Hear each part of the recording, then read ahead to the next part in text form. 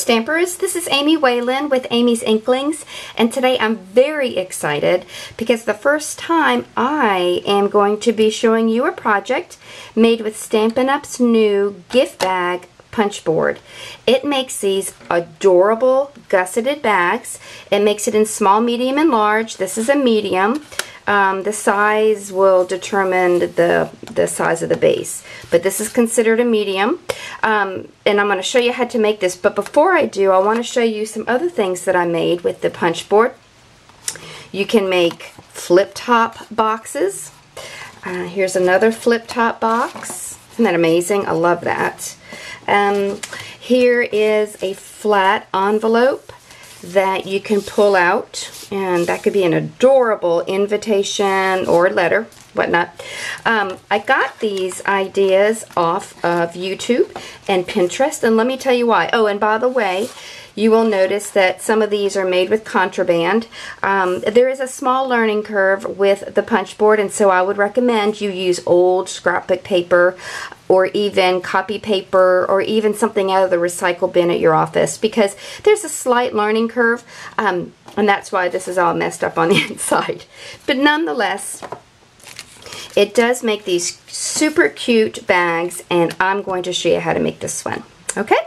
So we're going to start. It will tell you on the board that if you want to make a medium-sized bag, let me see if you can see that, then you need paper that is 11 inches wide, and then it also says for the length it could be 4 inches or more.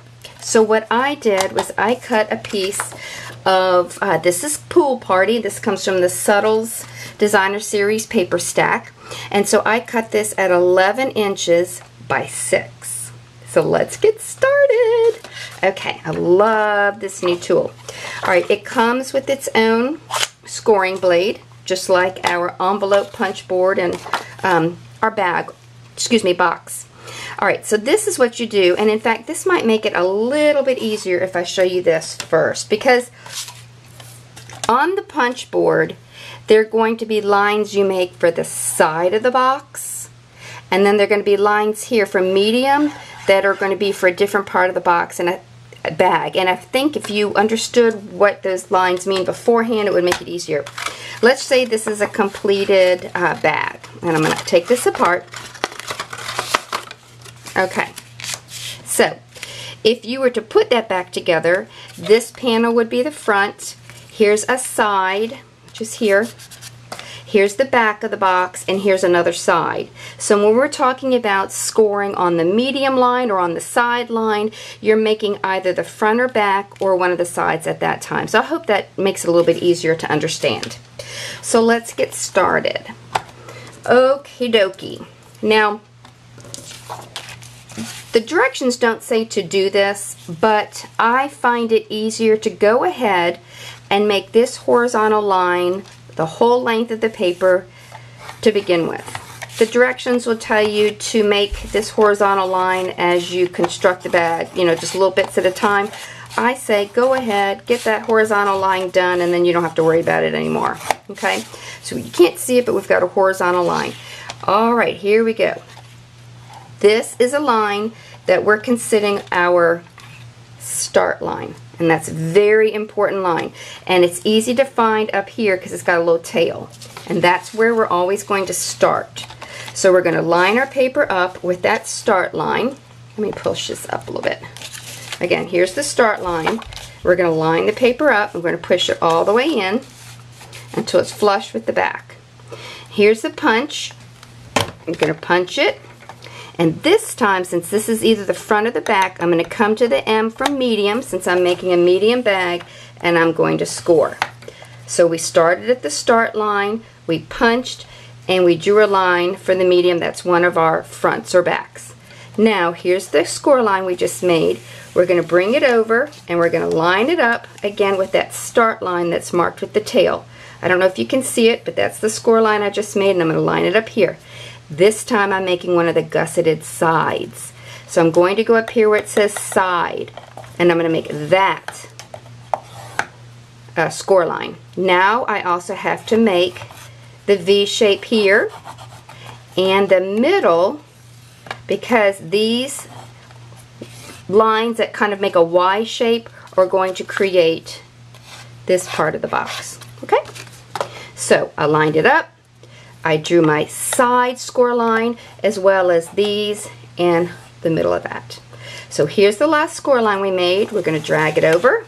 We're going to line it up with that little tail. Oh, do you know what? I didn't punch. Hold on. So here's the first score line. Line it back up. We made these, but I didn't punch. Okay, so again, here's the last score line we made. We're going to line that up where that little tail is. We're going to punch. We're going back to the medium line. Here's your front of the bag, one of the sides, and here's the back of the bag. Okay? And then you're going to bring this over, line it up with that little tail. You're going to punch, do your gusseted score lines, and you're creating the last side. So you're going to score there. Here's your last score line. We're going to bring that over, line it up with the tail, and you're going to punch. Okay? Now, you can go ahead, cut this little tab off, and then we're going to go ahead and angle these lines. Okay? Now we're going to flip our punch board over, and this time we're going to create the holes that this ribbon is tied up with. So again, here's a score line. Oops, excuse me. You're going to line it up with the score line. Is that right? Yeah. Yeah. Let me start on this end. That would be easier. Okay, here's one. We're going to start with the side. Whew. Punch a hole. Here's your other score line. I'm going to punch. You're going to skip the gusseted middle score line of the side. You're just going to go to the very edge of the bag. Here's the other side of the front. You're going to skip this line and come all the way over here to this one. You're going to come over here. Again, since this is the gusseted side, I'm not going to punch there, but I am going to punch there. Okay? There we go. So now we can move the board aside and get rid of all of our paper.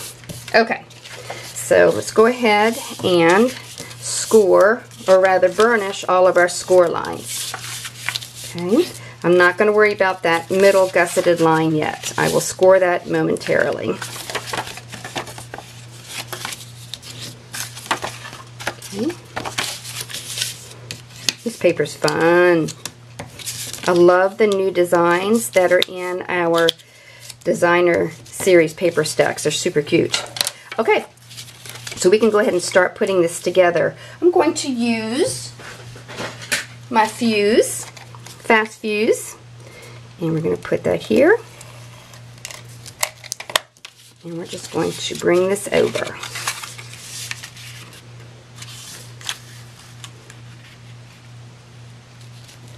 Okay. Alright, so now we can go ahead. So I'm going to put some fuse there. And I'm going to put some fuse here. And let's see how this goes.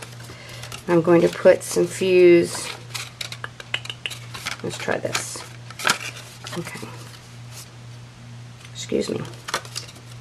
Let's do that. Make sure you line it up so it's the right kind of shape. Get my thing in there. Okay. And then we're going to put some more fuse here. Oops, let me get some more in there.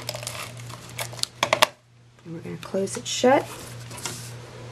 And now we'll use our bone folder to make sure that sticks. Now here's the lines that create the side. You're going to gently squeeze them together. Look, our holes are lining up for the ribbon. And you just kind of gently massage these bottom lines too. Okay? And there you have it. So here I have, let's see, I believe this is, yeah, it's almost 16 inches of our white satin ribbon, and we're going to punch that or push that through. Bring this one around. These are so much fun. I got so involved making these the other night that I looked up. It was almost 2 in the morning, and I do this a lot. I get in the stamping zone and I lose all track of time. Kind of dangerous. All right, so let's go ahead and tie the ribbon. And I have found my ribbon, I probably should have cut this ribbon a little bit longer. I have a better time or making prettier bows if I do the rabbit ears, like I'm learning how to tie shoes, okay? And so she said, no, not the best. But for the sake of television, we're going to pretend it is. And I'll trim that.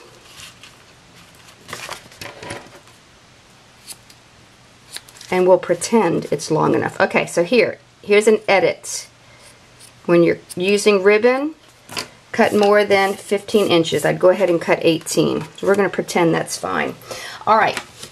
Now, to save some time beforehand, I took our pansy punch, petite petal punch, and the flower punch from our itty bitty accents punch pack.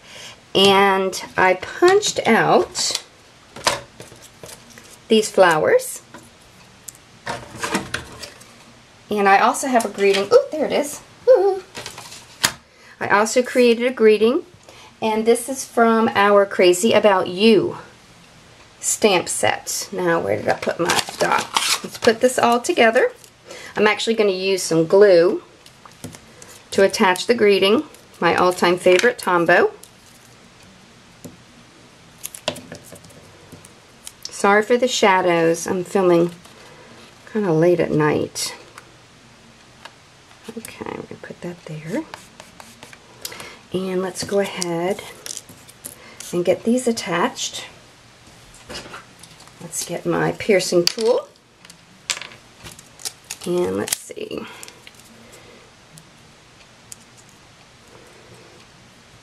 Excuse me, where's my sample box? I don't know where it went. So we'll just make do. Put that one there. I keep calling it a box.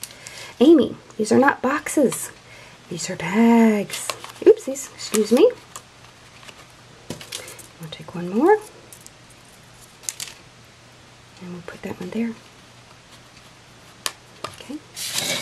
And there you have it. With the exception of a bow that is far too small, I think this is a pretty successful bag. I love these colors. Pool Party is one of my new favorites. I just think it's such a beautiful color. So, that is my introduction to Stampin' Up's new gift bag punch board. I will be making other projects with it in the future, but for the first time that I introduced it, I wanted to make the standard bag. So I hope you enjoyed that. I hope it's a little bit easier to follow my tutorial than it was for me to follow the printed instructions that were teeny tiny. So if you have any questions, give me a holler. Thanks so much for coming by Amy's Inklings. I hope you come again soon. Bye-bye.